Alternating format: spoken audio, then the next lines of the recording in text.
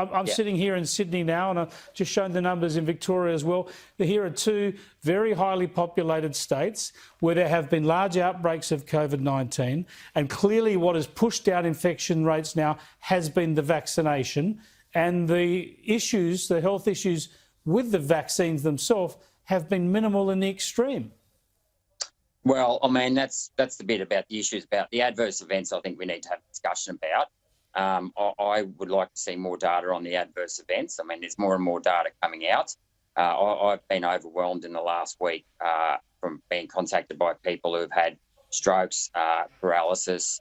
And I'm not saying that's necessarily a large percentage of the population, but I certainly know they're not getting the treatment they've deserved.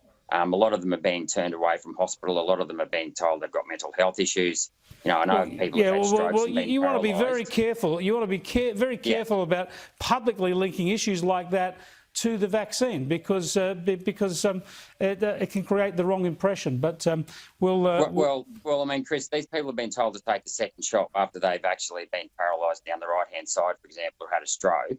And this is where we come back to mandates. I mean, I can't believe that these people are being counselled with that type of advice, and I think that we need medical to raise advice from their medical practitioners, presumably, who are the ones who should be doing that.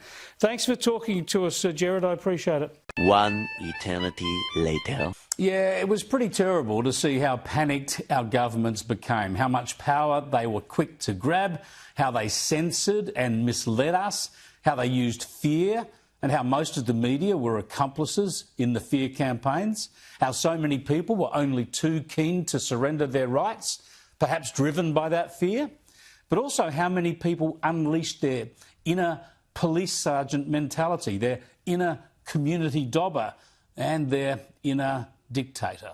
But what else should we do about the COVID response?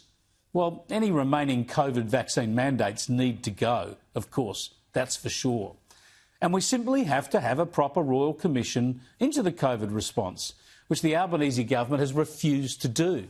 Anything less than a full Royal Commission is not only an insult to every citizen of this land, it's also incredibly stupid.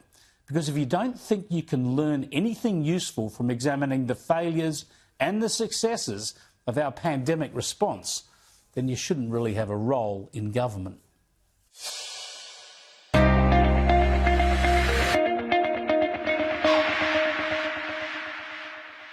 Authorised G. Rennick People First Chermside.